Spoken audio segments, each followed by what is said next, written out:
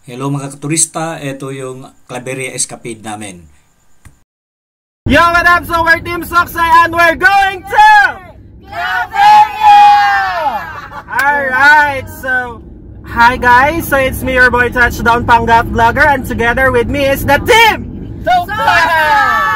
Alright, so mara to siya. See you later, mga on me, mamahaw me later sa, asa to mga untay? Daro. Sa Daro. So, ang wala pa na Daro, madaro na gyud sa Daro! Okay, so na to siya. Bye! Nakarating kami dito sa Daro. Ito yung matatagpuan sa Tambubuan, Claveria, Misamis Oriental. So, wala pa kaming kain. So, nag-breakfast muna kasi nagbaon rin yung iba at least mabusog naman kami at ready for an escapade.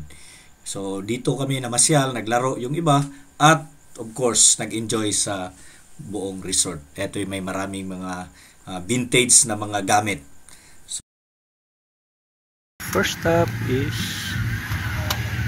Daro.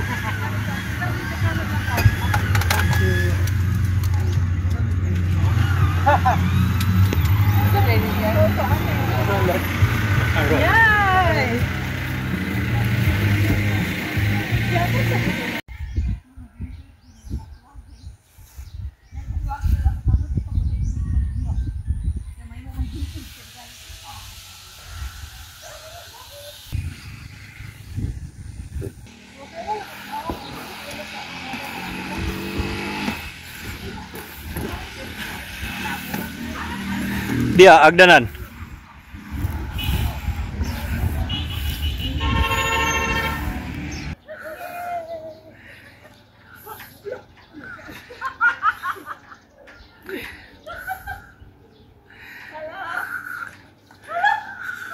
Ala, grabe si Mamo.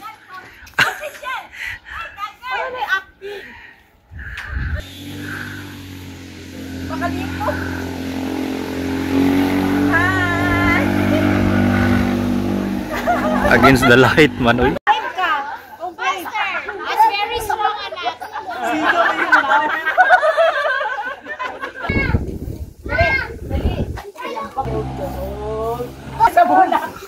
Hindi siya gusto mga FCR, oy. Hindi siya sa plan.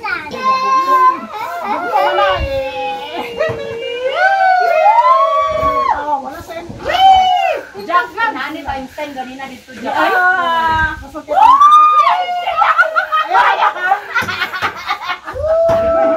Paliyata mo Jack, no, balikom. Mga pamilya sa buwan. Ditulod.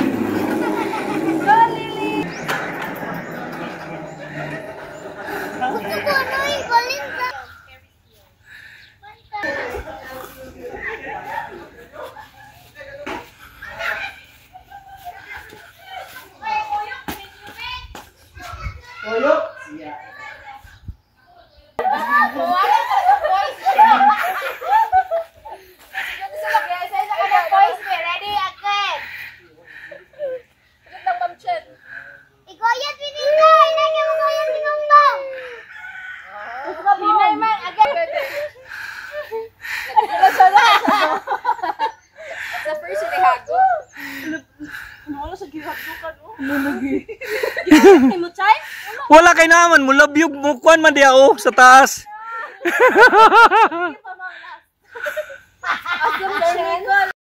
Enjoy na enjoy kami dito parang mga bata.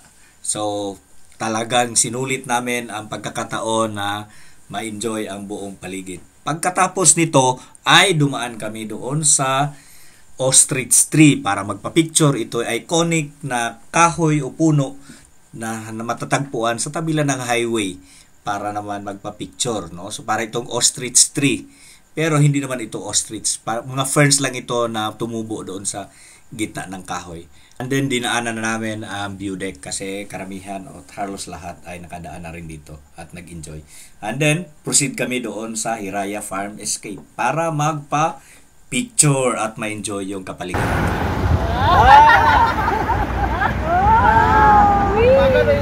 Kaway. Tabo ni ang kuan. Cover! Parang mga anak. Wala kay perfume kita. 3, 2, 1. Wait. Alright! And back wave.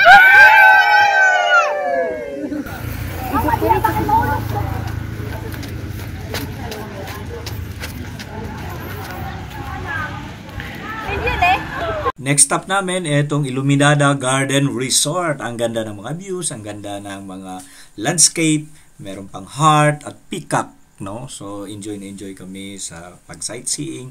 Of course, picture taking and video taking. Maganda nga rito pag kasama mo yung boyfriend mo, girlfriend mo, o kaya yung asawa mo, yung buong pamilya, para ma-enjoy naman yung buong kapaligiran ng resort. No? So, meron ding overnight dito. 100 ang entrance pala dito. Yung mga kasamahan namin, ang mga senior citizens, talagang nag-enjoy. Akala mo, hindi napapagod sa paglalakad. Of course, they are still strong enough na mamasyal.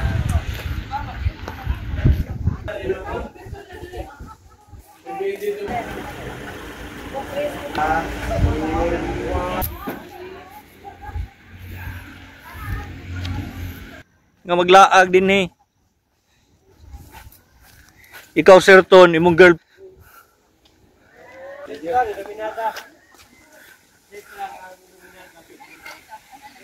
Mira ha. Yan na. Yehey. Kaway-kaway.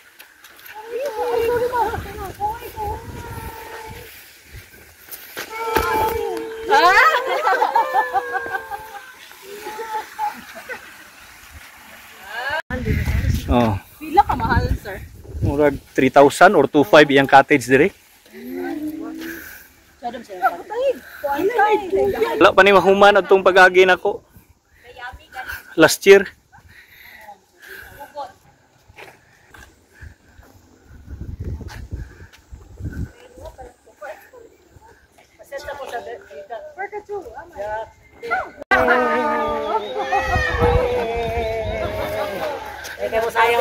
Kaya mo sayang amo ka no.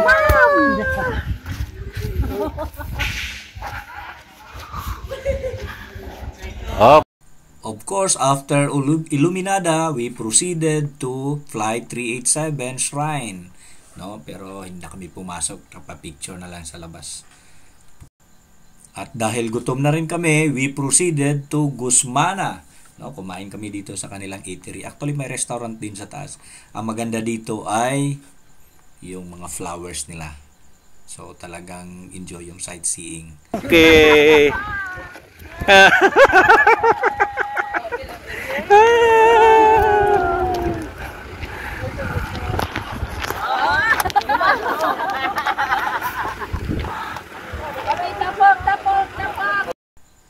Pero bago tayo magpatuloy, subscribe naman sa channel Turistang Biyahero. No? So sana nag-enjoy kayo sa panonood sa mga feature natin na mga tourist spots dito sa Claveria. Of course, nag-enjoy din kami sa road trip. No? So nabusog din kami dito sa mga pagkain. And then of course, we proceeded to Hingoog City and to Medina. Inikot namin yung Claveria to Hingoog.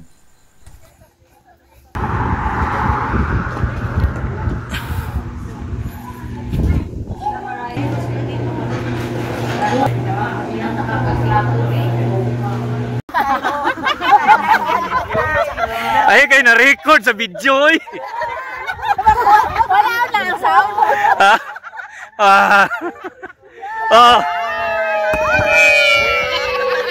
Ano yung kadaktor na mo kalabalik?